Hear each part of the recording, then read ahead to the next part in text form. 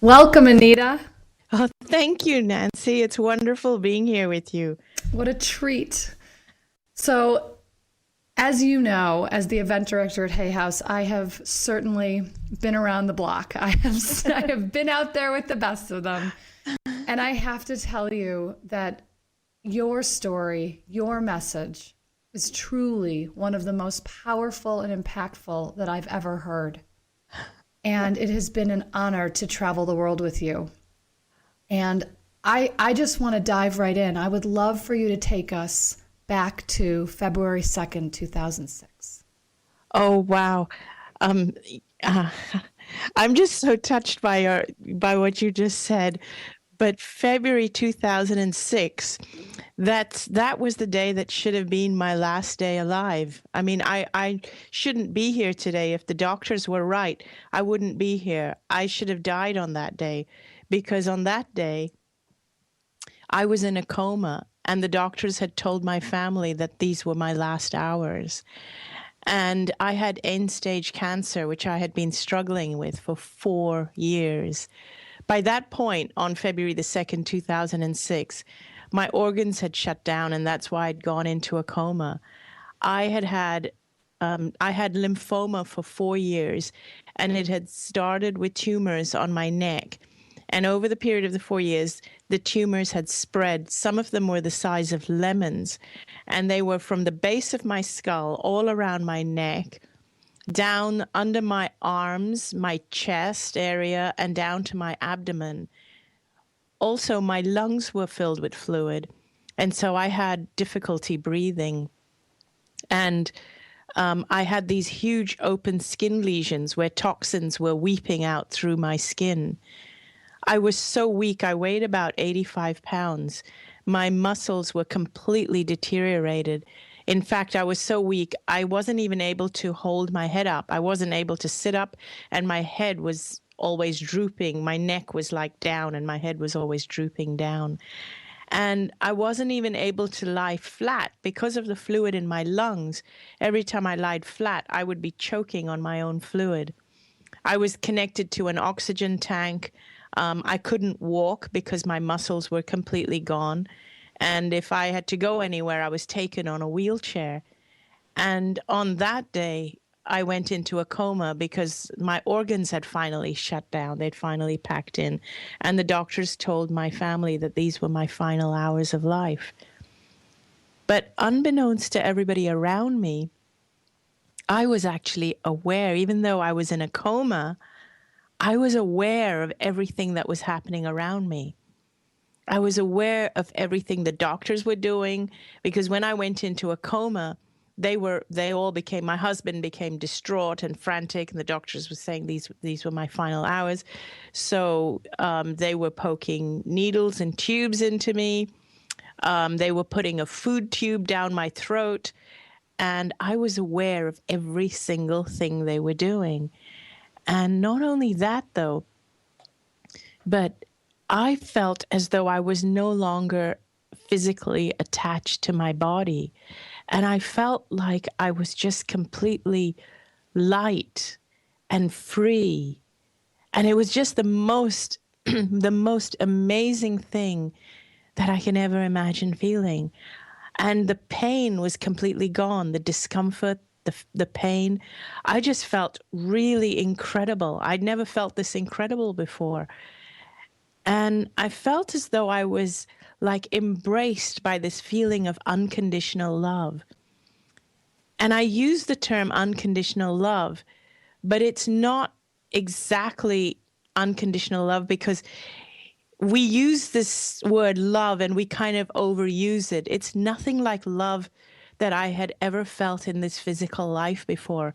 It was really unconditional in that for the first time, I felt as though I didn't have to do anything to prove myself to deserve being loved. It was like I was loved just because I existed. And it was as though no matter what I had done in my life, it didn't matter. I was loved. I was just loved unconditionally. And it was like for the first time, I could relax and not have to work at being loved or work at being accepted. And it was just the most incredible feeling. This is such this piece of your story always hooks me in so deep, especially as someone who, and you and I have talked about this, you know, the whole aspect of people pleasing, the whole aspect of putting everyone else before me, and the whole aspect of believing that I'm loved for what I do, not who I am. And then you having this experience in the other realm where you know beyond a shadow of a doubt, you just know viscerally that you are loved for exactly who you are. Yes, this was the most important thing for me, because this is how I learned from having this experience, that I learned that when we allow ourselves to be loved unconditionally, you know, in that realm, for the first time, I was loved unconditionally. And it was in feeling that I learned how to allow myself to be loved unconditionally when I came back into physical life. And I realized that was the biggest thing that had been missing in my life. Not that love had been missing, but my own allowing of myself to be loved is what was missing in my life. I'm just taking a moment with that, because that is, I mean, that's everything. Yeah, because most people believe that we are not loved. But what we need to realize is we are not allowing ourselves to be loved. And that was my biggest lesson. So much, in so many ways, we are the obstacle to our own receiving. Yes, exactly right. I get it. Yeah. That's it. Oh my gosh. You're bringing tears to my eyes. I get it. I have chills. Oh my gosh. Okay, Oh my so gosh. go back. You're in the other realm. You're swimming through the other realm. I'm swimming through the other realm. And then I encounter my father, who he had passed away 10 years prior. And my relationship with my father had been turbulent while I was growing up for many reasons. We clashed on many reasons, particularly because I grew up in a multicultural environment because I grew up in Hong Kong. My parents moved to Hong Kong when I was 2 years old. But my father, we're Indian, and my parents are Hindus, and they held on to their traditional Hindu values and culture. And they wanted me to also hold on to those values, and they wanted me to follow their values. But I didn't. I rebelled against everything that my culture stood for. And so I always felt that I disappointed my father, and I'd always let him down in so many ways. I mean, and he wanted me to have an arranged marriage, and I rebelled against it. Finally, when I gave in, I ended up running away from an arranged marriage, which embarrassed my family, brought shame on my family, and also on the family that I was supposed to marry into. And so that was a huge thing in my community, where I was ostracized. And finally, when I was about to when I was about to get married to my husband, who I am currently married to, Danny, my father passed away just a few months before my wedding date. And this really pained me, because I felt as though my father had waited my whole life for me to get married. And just before I got married, he passed away. He wasn't there to see my wedding date. When I encountered him in the other realm, I realized that he had been there with me, watching over me, even when I was getting married. And I had always felt that I had never been good enough for him, that I had always let him down. But in the other realm, all I felt from him was pure, unconditional love.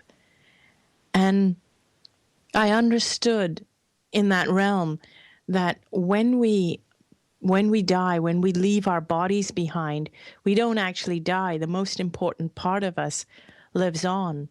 But what we leave behind is our physical body. But what goes with our physical body is our gender, our race, our culture, our ego, and all these layers and layers of filters that go with all of this. You know, we build up these layers through our lifetime, which goes with being with our gender and being with our particular era and culture in time. And we build up these layers of beliefs and values, and we project and we react and we interact with people through these layers and layers of filters. I realized that when we are without our body, we lose all of this as well. So what's left is this pure essence. It's just this pure essence of who we are, and who we are without all those layers, those layers of fear. Without all of it, who we are is pure love. It's pure God. We can call it what we like. It's pure consciousness, pure love, pure God. That is that unconditional love. It is within all of us. It's that pure essence. So you're saying that, so when you were there, you realized once you were stripped of everything you actually thought you were. Yes. Everything that you identified yourself as. Once you were stripped of all that, Yes. it was pure essence of love. Yes. And that you were in acceptance of yourself in a way you never had been before, it sounds. Exactly. You're exactly right. You've got it. And so what happens is that when my essence is with my Father's essence, all I feel for him and from him is pure love. And if we all, even as humans, you know, it's like my Father and I, it was like we were connected. It was like I understood that we are facets of the same essence, and it's the same essence that we call God. It is within us and it is without us, and it is us as well, because there's no separation. There's no physical body separating us. And if we only realize this, we would realize that underneath all these filters and layers, we actually all are love, and we love each other. And nothing else really matters. Exactly. Nothing else really matters. And you know, when we realize this, it becomes much simpler. We don't have to figure out things like, we don't even have to figure out how to love people. We don't have to figure out things like forgiveness, because when you realize that at your essence, you are pure love, and at that person's essence, they are pure love. And when you can connect essence to essence, you understand that everything that person did, even if they hurt you, you understand that everything they did came from their layers and layers of filters, their ego, their fears, their insecurities. So their actions come from all of that. It's not from their essence. That's something to digest for sure. Yeah, and then you realize that even when we forgive each other, we're forgiving them for acting out of all those layers. But when you touch essence to essence, there's nothing to forgive. And then fear is gone, guilt is gone. Everything is gone. Resentment is gone. It's all gone, because all you're left with is pure understanding and compassion. You feel the other person's essence. In that realm, I felt my Father's essence, and he felt mine. And all I was left with was understanding of why he had been the way he was, and all he had from me was understanding of why I had been the way I was. There's just pure understanding. There's nothing to forgive. Just as much as I thought I was a victim of my culture, in that realm I understood he was a victim of his culture, doing the best he could with what he knew, with what he had grown up with here in physical life. He thought the most loving thing he could do for me was to arrange a marriage for me, because that's what he had learned. And you get it when you're without all that. You get it. It's like, okay, he wasn't trying to control me. He thought he was loving me. Well, I'm so touched too by something you said earlier about with your father in particular, but I imagine it's like this with everybody, that if you're out of your physical body, there is no barrier between energies. Yes. So it's all one It's truly the non-dual, all-one state of energy. Yes, exactly. There's no barrier. There's no separation.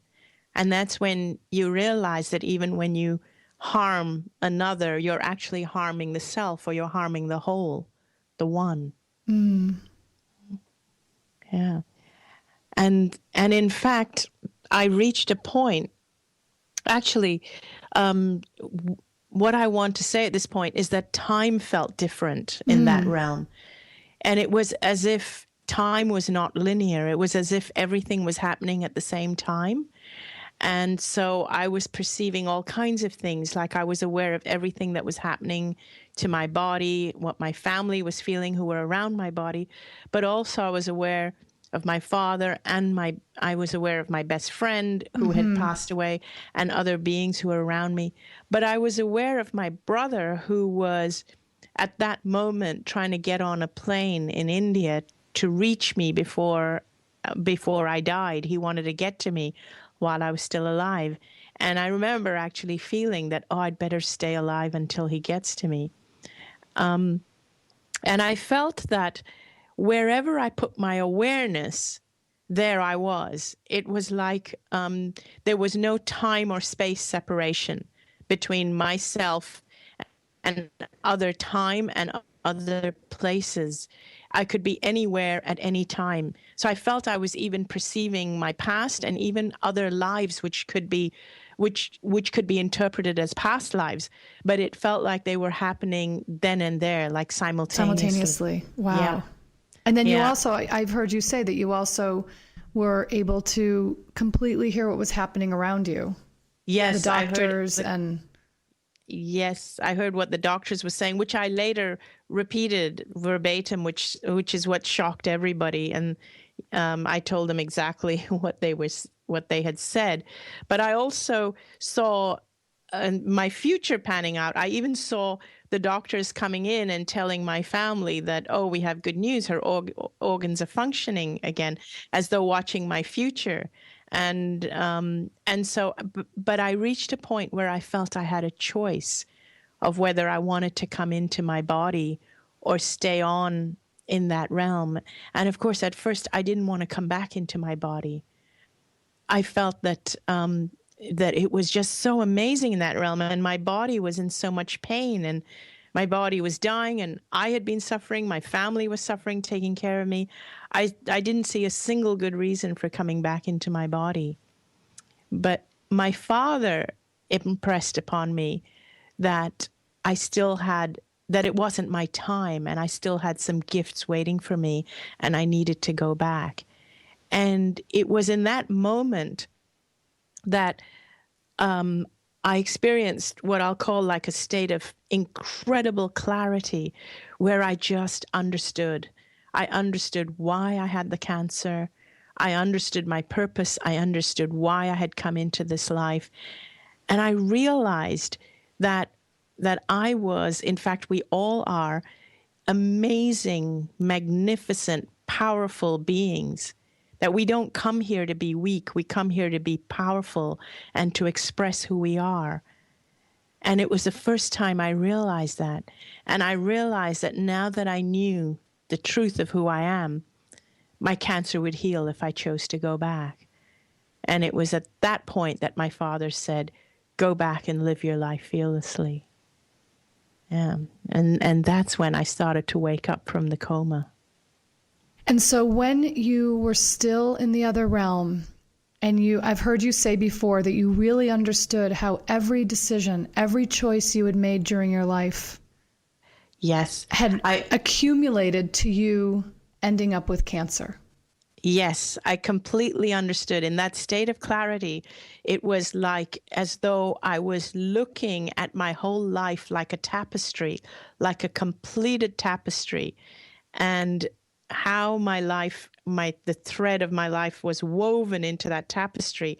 And I understood how every choice, every decision I had made in every point of time had led me to that day, that moment where I was lying in that hospital bed dying of cancer. So I know that this is a controversial piece. Yes. Yes. And as I'm just listening to you right now, I'm having an awareness about even if you do say every choice, every decision, you understand how it is that you came to have the cancer. Isn't it also about you being brought to the threshold to go and come back to teach what you have to teach? Isn't that what it's about? Yes, and in fact, it's interesting because on the one hand, I feel if I already knew what I know, I wouldn't have had the cancer. I get it. Yeah, and yet I feel I was meant to go through this to come back and teach it. And I think, the controversial piece is obviously this whole notion of do we cause our own illness?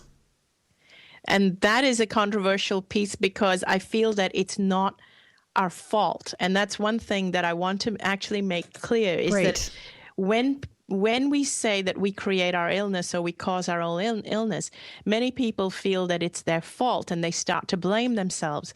And I want to make sure that every single person knows that no, it is not your fault. It was not my fault I got cancer. It's not your fault you got cancer. But what I learned is that the cancer was a gift. And those of you who are dealing with an illness right now, there's two things I want to bring up, actually more than two. But one of them is it's not your fault. The other one is, believe it or not, it's a gift. Even if it doesn't feel like a gift right now, it is a gift. Because one of the biggest lessons I learned is that life is a gift. And every challenge in life is a gift. And people have said to me that my cancer nearly killed me. It must have been miserable. Yes, it was miserable at the time, but it didn't, in fact, but it didn't nearly kill me. It saved my life. I was killing myself before that. I was suppressing who I was. I was treating myself like a doormat. I was making myself small so others could feel big. I was forsaking myself. I was saying no when I meant yes and yes when I meant no. And I was killing myself. And I never allowed myself to be the magnificent soul that I had come here to be. And that is what I ask people with illnesses to do, is be who you are. You are not your illness. Don't make the illness the focal point of who you are, and don't blame yourself for having an illness. And one more thing I want to say here is that particularly people who are on this journey of, we can call it like a journey of self-improvement, self-help, those of us who read a lot of books and go to a lot of seminars, we are the most critical of ourselves because we feel we have learned so much, read so much. We say, I go to all these seminars, I read all these books. I should know better by now. What is it I'm getting wrong? We're like pushing ourselves and we're thinking, I should know it by now. I read all these books. And so I just want to tell you, don't be so hard on yourself. And in fact, it is this self-criticism that you have, this beating yourself up. That is what is the most damaging thing. Blaming yourself if you have an illness or cancer or MS or allergies or whatever you have. We blame ourselves and we say, what am I doing wrong? Stop. Just stop everything. And all you have to do is just say, where am I not loving myself? And that's all you have to ask. Where am I not allowing myself to feel unconditional love for myself? And that is it. That's all. And so when you came back into your body. Yes. I started to heal very, very rapidly. Within 4 days, the tumors had shrunk by about 70%. And the doctors were astounded. They didn't even know what to write in my file. And I wanted to sit up. I had been very, very weak, but I started to tell the doctors that you can take the tubes out. I don't need the oxygen tube anymore. You can take out the food tube. I'm ready to eat food again. And so the doctors were being very, very cautious. And then I started repeating the conversations they had. And I would tell my husband, oh, isn't that the doctor that said that I'm not going to make it through the night, that these are my final hours and my organs have now shut down? And my husband said, how did you hear that conversation? He didn't even say it in the room. He said it down the corridor about 40 feet down, and the door was shut. And then even I had trouble trying to understand what was going on, because for the first few days, I felt like I had one foot in each side. I was kind of feeling groggy and trying to make sense of everything. But by about the fourth or fifth day, I started to gain some clarity, and I was telling my family that I know I'm going to be fine. Dad came to me and Dad told me that I had to go back. And my family started to believe me when I was repeating the conversations and when I was telling them everything that was happening. And then the tubes were coming out and the doctors were saying, I don't need the oxygen anymore and I don't need the food tube. And I wanted to sit up and I wanted to talk and I wanted to listen to music. And what happened is that over the next 5 weeks, the doctors were running all these tests, and they did the different biopsies, the lymph node biopsies, the bone marrow biopsy, and they found no trace of cancer. And I just had to do a little bit of physiotherapy to gain my strength back. The skin lesions, which they thought they would need reconstructive surgery for, didn't need surgery. They healed by themselves. And in 5 weeks, they sent me home and they said, I can go home now. And so I went home. And in fact, within 2 weeks after going home, I was attending a friend's wedding and drinking champagne and dancing. And I've been cancer-free since, and that was 7 years ago. Ah, it's miraculous. I'm curious, what was your relationship to or perception of death prior to your near-death experience? Oh, very fearful. I was fearful not just of death, but I was fearful of life.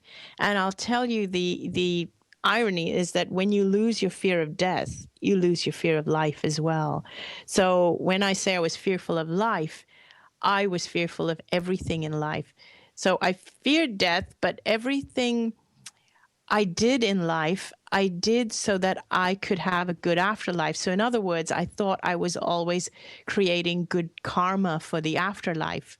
So everything I would do was from a place of fear of creating a good afterlife.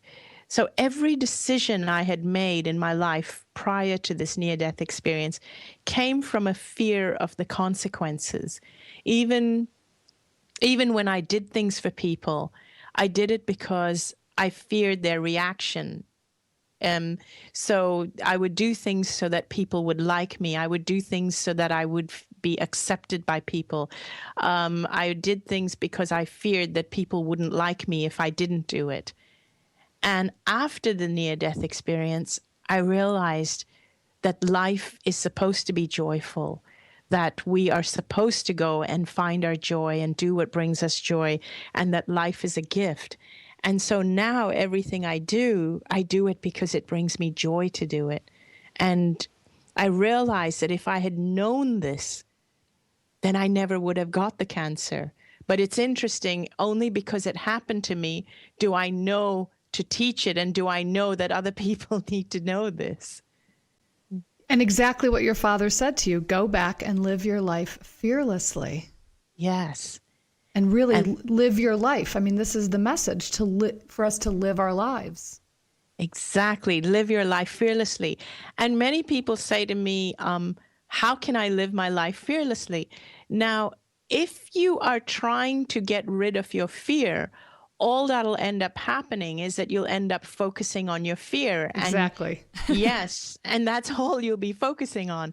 So what I would rather you do is to transcend your fears, because if you just try and get rid of your fears, all you'll do is you'll be suppressing it and trying to manage it. And that doesn't work, because that makes it worse. You'll be judging yourself every time you feel fearful. What you do is you shift your focus. You shift your focus to that of love, allowing yourself to be loved unconditionally, asking yourself, what can I do today that brings me joy? What can I do today to prove to myself how much I love myself? And people cringe at the thought of loving themselves. They think it's egotistical or narcissistic. On the contrary, those who appear to be the most egotistical are the ones who lack self-love. The ones who love themselves are the happiest, most joyful, most secure people to be around, and they are the most giving and the most generous, because you cannot give love to others if you don't have it for yourself. And I've heard you talk about love, you know, because it's such an esoteric concept, but you've said, like, what if it was tangible like money? Yes. And if you were taught from a young age that to give yourself, imagine if you were taught it from a young age to give love to others is selfless, but to give love to yourself is selfish, which most of us believe, and give love a tangible property like money. So imagine if you were giving and giving and giving your money away, but you never give any to yourself. You don't allow yourself to earn any money because you think it's selfish. What would happen? You would lose your home. You would lose everything. You wouldn't have a car. You wouldn't have money to do anything. You would be starving. We do this with love and we don't realize it. It is so important to receive love. Receive it first from yourself, because only when you allow yourself to receive it from yourself will you be able to open the door to receive it from others.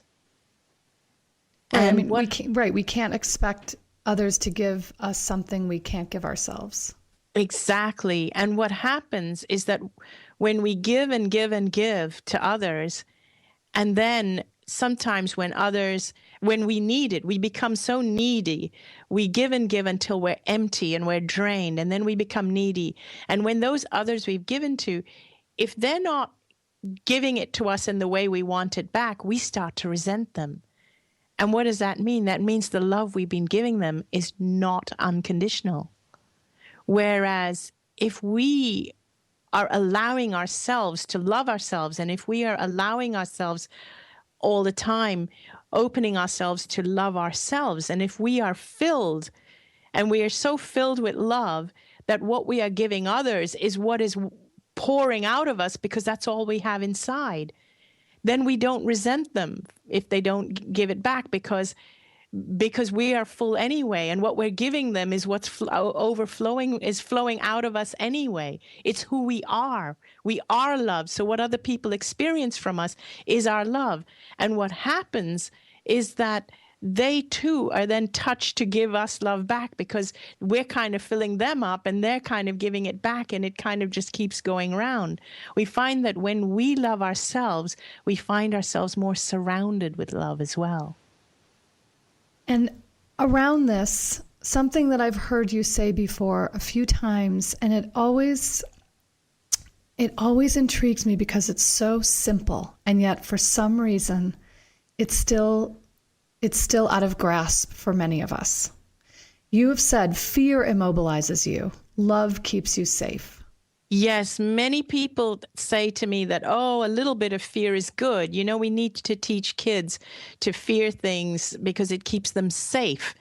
And I don't agree with that, because fear over the years accumulated immobilizes you. And in fact, you teach kids to love themselves and value their lives.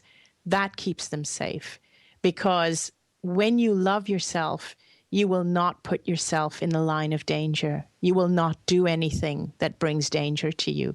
You will value your life, and you will be careful how you treat yourself. That keeps you a lot safer than fear does. And a little earlier, you were talking about awareness, and what we focus our attention on is what we draw toward us. Yes. And I've seen you do your little flashlight exercise. Can you just sort of, even if we don't have a visual, can you just sort of take us through that in our minds? Of course I can. So I want you to imagine, this is my near-death state, and I love to use metaphors.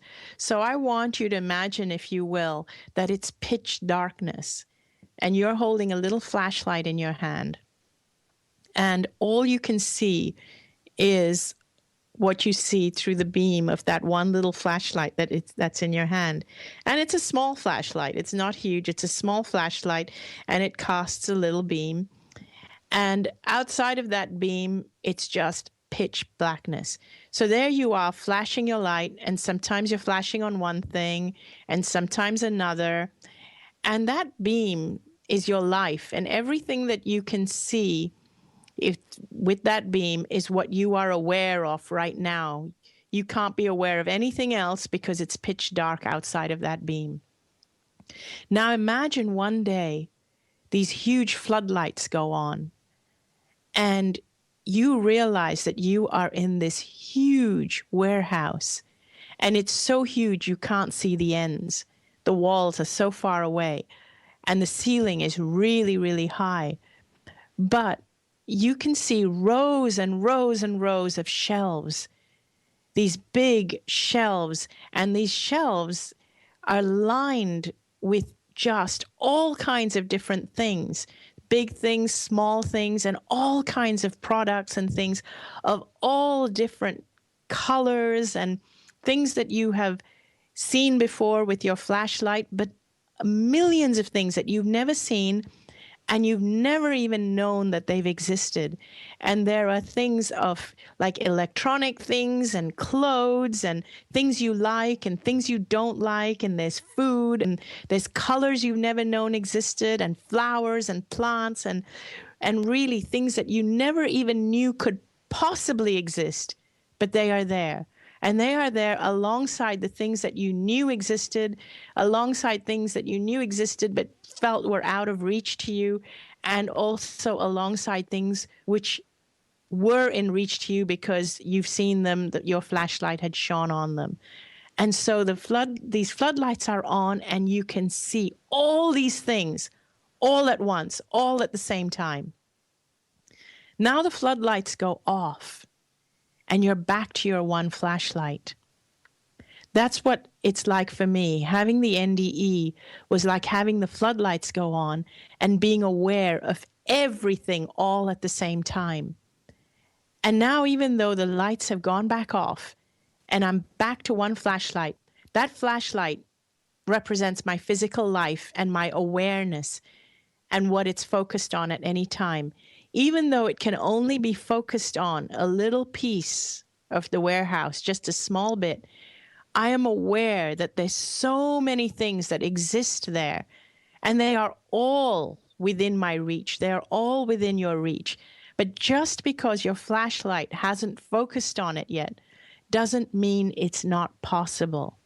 There are so many things that we think is not possible, but they are possible, and they're right there, and they exist alongside the things that we think are possible. So it just depends where your flashlight has focused on. So even if you're focusing with one beam, what happens is many of us get fixated on what our beam is focused on. And we think that that's all there is to reality. We don't realize that there is so much more alongside, but it's just that we've only focused on what that beam is flashing on. Now, let me see if I can try this exercise with you, even though you're not in the room, same room with me. I want everybody who's listening to just play along with me. I want you to look around the room that you're sitting in. Just play along with me and look around the room that you're sitting in. And I want you to find all the things in the room that are red in color, and make a mental note. Try and memorize, commit to your memory as many of the red things in the room that you're sitting in, and just keep looking around, looking around. Okay, now I want you to close your eyes. Keep them closed, keep them closed. And now I want you to recall as many things in the room as possible that are blue. Okay, now open your eyes and look around and see how many blue things you've missed. And the reason is because you weren't focused on it.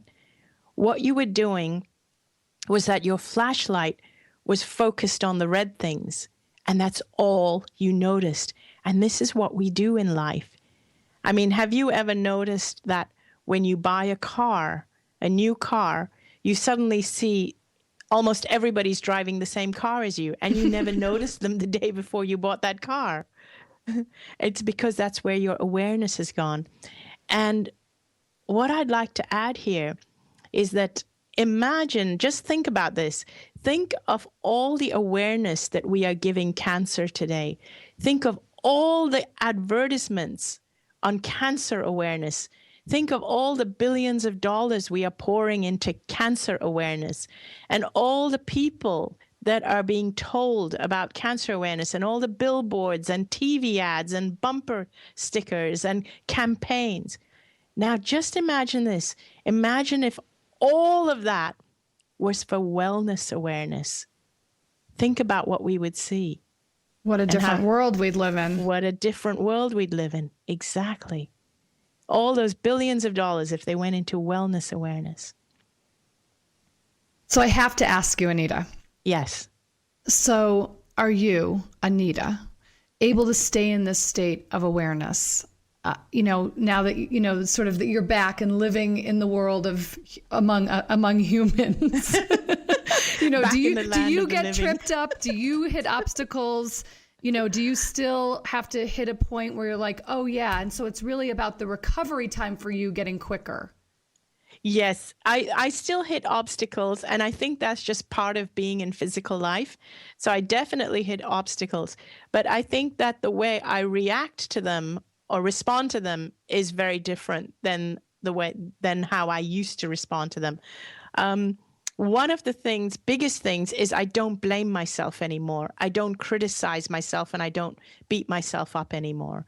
I'm a lot kinder to myself, even when I hit obstacles. And that's a big one. And do you feel like that went away instantaneously with your NDE? Or was it something that when you came back into physical form, you still had to work with? It went away instantaneously with the NDE.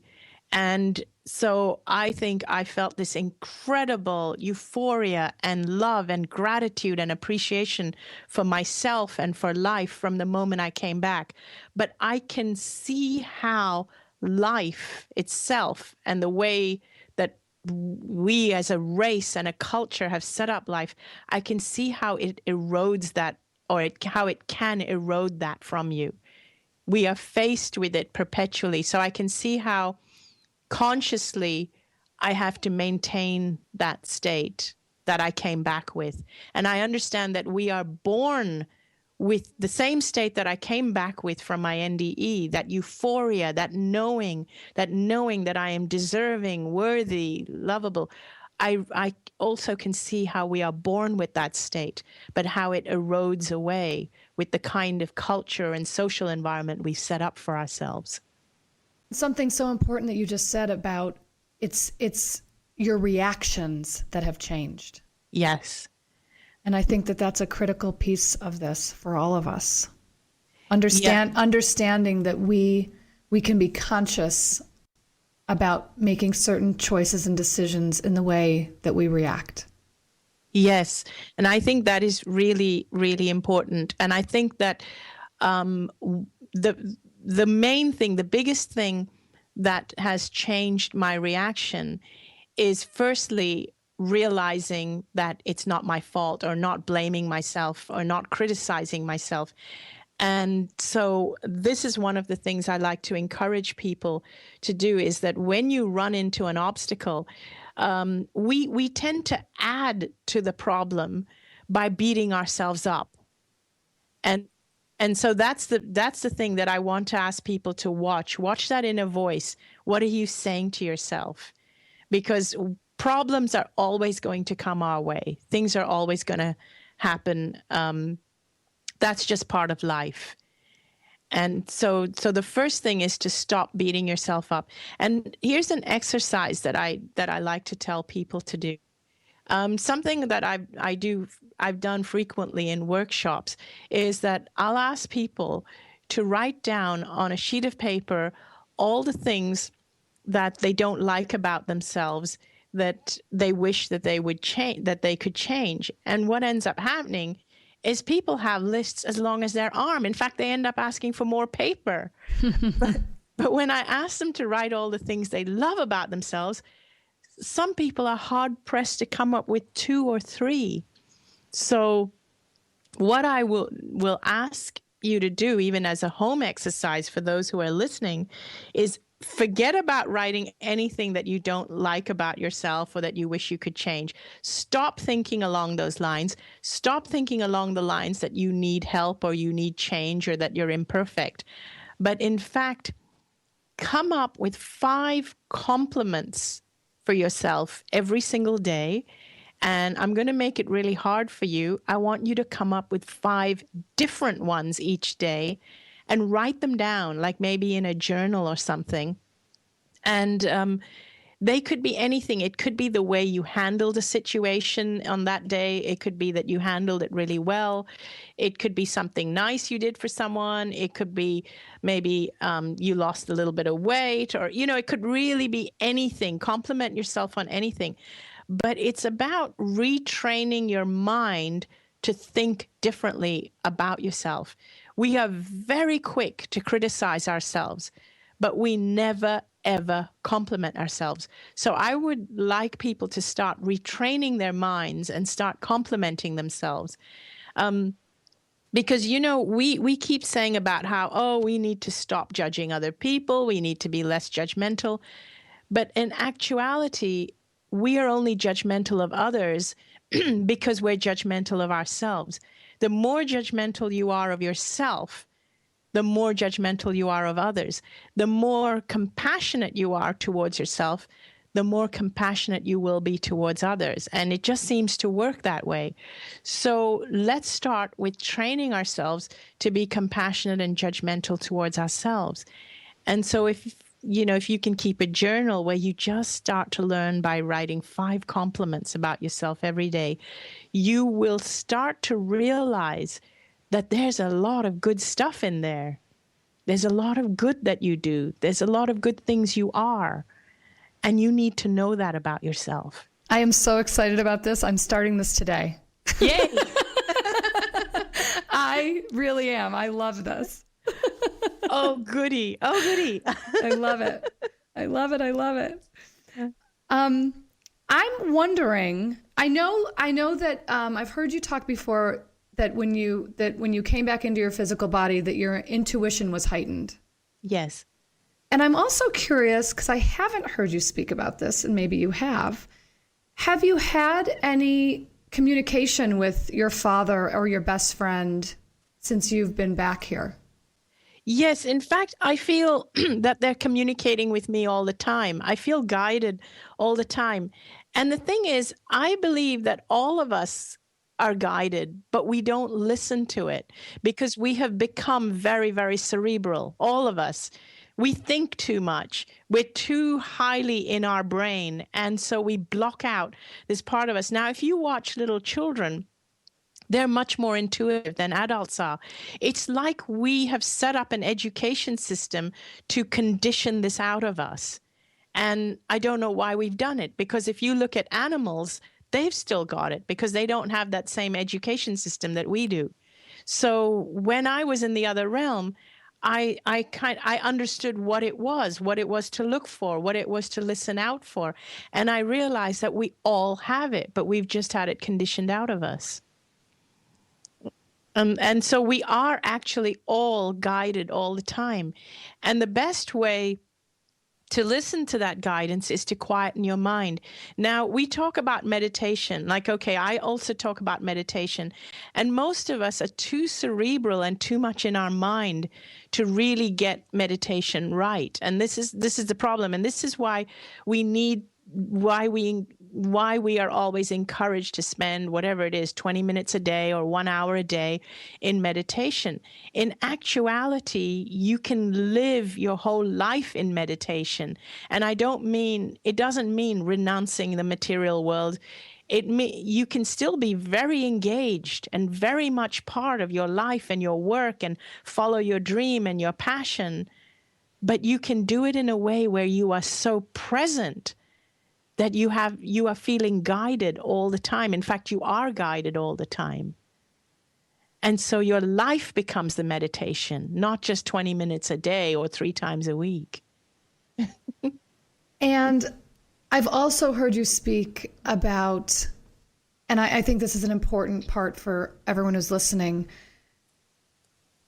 We here in the physical state mourn the loss of those who go to the other realm. Yes. And we don't need to. I mean, we can do it for ourselves. And so what I want people to know is that when we are mourning other people, sometimes we are also confused as to the type of service we need to have for them. And we get advice that we need to do this for the deceased and we need to do that.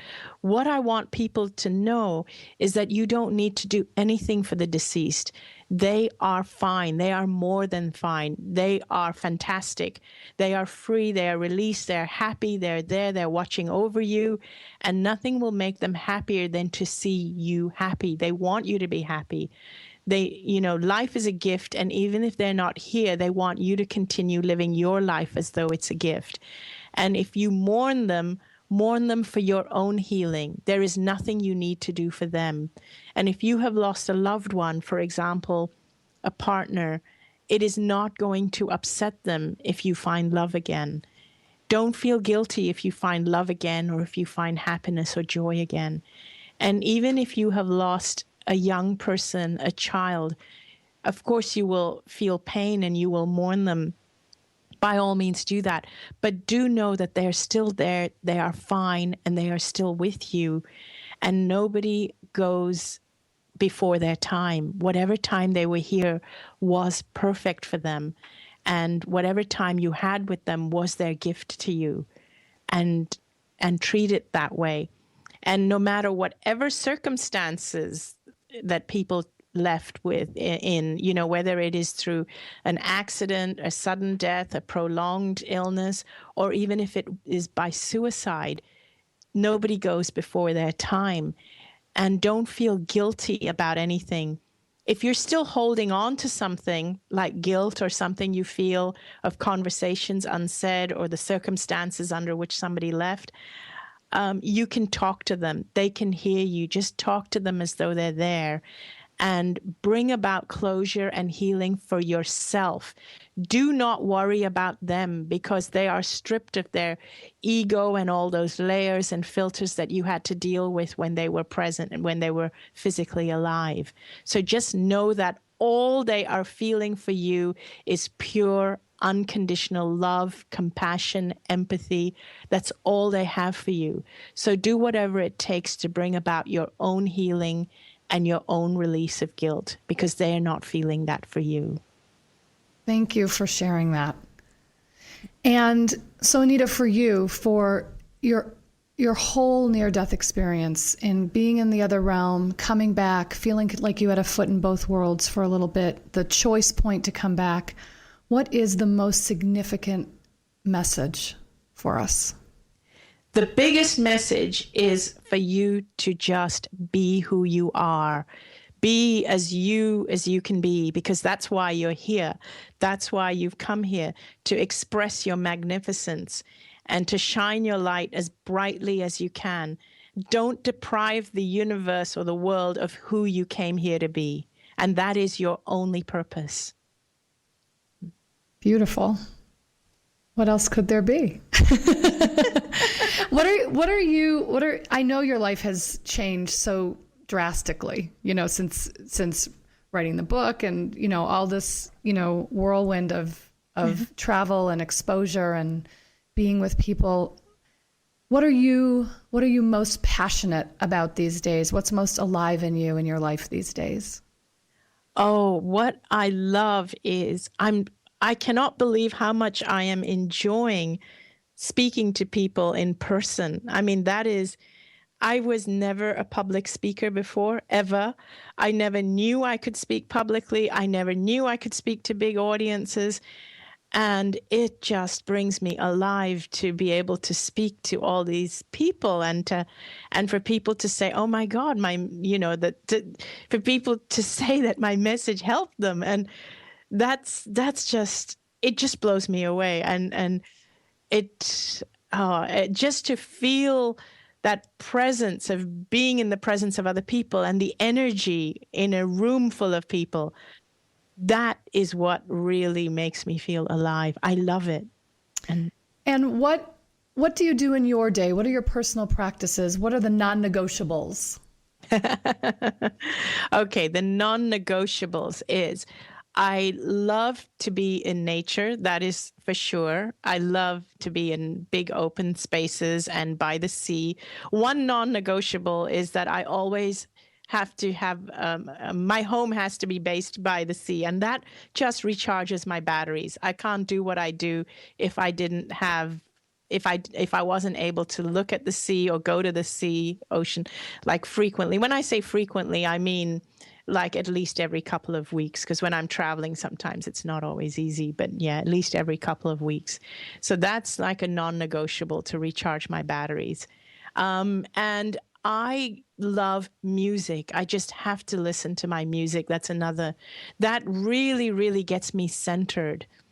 And I need to also have a lot of space and time. It's interesting, you know. It's like the yin and yang of life. It creates contrast. The more I'm out there in public, the more I feel I'm needing my alone time more than ever before. I need that alone time to get centered. And I imagine your life must just feel, I mean, it must just be before and after. I mean, it just must be like two completely different lives. Like you've had a past life inside of this lifetime. Yes. Oh my God. It you cannot get, it's like I'm two different people. It's like two completely different lives. It just blows me away. It's like a dream. I could not have scripted this better. Mm-hmm. And the thing is, what I believe is that this is what I'm meant to do. And my message for other people is you don't have to pursue your life. You don't have to pursue your passion. You just have to be who you are and allow it to unfold. The more you go chasing and pursuing it, the more you're sending yourself the message that it's out of reach, and therefore you have to chase it. And I'm so inspired listening to you right now, even just thinking there are so many ways in which we can allow ourselves to be reborn, renewed. We don't have to go through a near-death experience. No, and that is the reason for me sharing my message. The biggest reason is because I don't want people to have to suffer the way I did. Don't go through what I did. And, you know, and I want people to know that life is a gift, because the other thing is people will say that, oh, if it's so beautiful in the other realm, why don't I just end my life early? No, don't do that, because even if you are suffering right now, there is a gift in it. Life is a gift. It's unfortunate that only when we lose something do we realize the value of it. I did lose my life for a little bit. And that's when I realized the value of it. There is a reason why you are here. And it is a gift. See the gift in it. Thank you, Anita. And I know that you're going to close us out and send us on our way with a meditation. Yes. And so I would like you all to relax. Now keep in mind, first of all, that throughout the day, as we go throughout the day, we are building up tension in our body because we are so cerebral. We take in everything through our mind, and it causes us stress and tension. And then we hold this tension in our muscles and we never release it.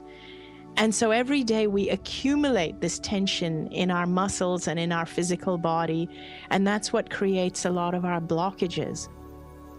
So I want you to just sit somewhere comfortably and just relax with your feet flat on the floor and your hands in your lap. And I want you to become aware of the top of your head and the muscles in the top of your head. I want you to feel them relaxing. And I want you to feel your jaw, where you collect a lot of your tension. I want you to feel your jaw muscles relaxing and releasing all the tension that you've collected over time. And I want you to feel your facial muscles, your cheeks, your chin, all relaxing, and your neck and your shoulders and your arms and hands. Feel every muscle in your body just releasing the tension. And I want you to feel your upper back and your lower back just releasing all the tension,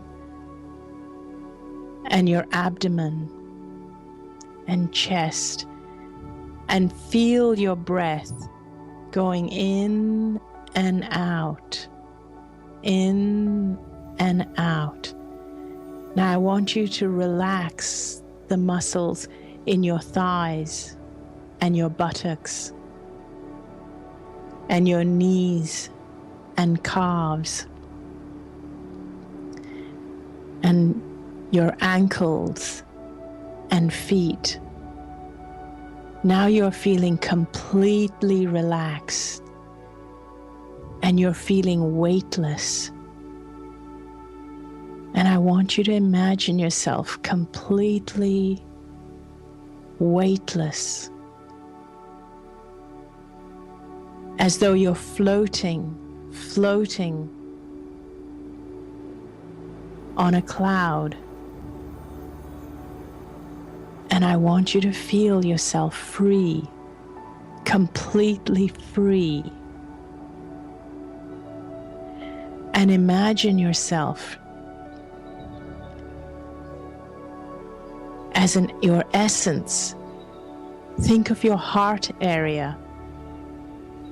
Your heart area, I want you to see a white ball of light that represents your heart area. And I want you to see that ball of light getting bigger and bigger. That is you. That is your essence. That is the you that has always lived and will always continue to live. It is a pure white essence of love. I want you to see that expanding and expanding. And it is strong and powerful and well and healthy. Your essence is healthy and well. It holds no illness. It is pure wellness. It is pure love. It is fearless. It is powerful. And it is capable of making all your dreams come true. That is who you are. That is who you carry with you wherever you go. You only have to allow it to shine through you at all times.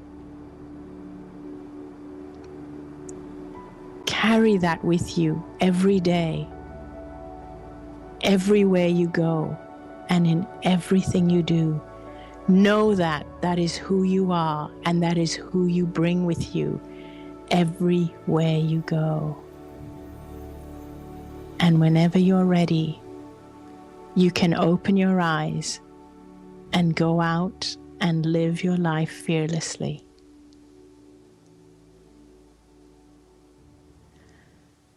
Thank you for sharing your magnificence with all of us. Thank you, Nancy. You are a beautiful soul. Thank you.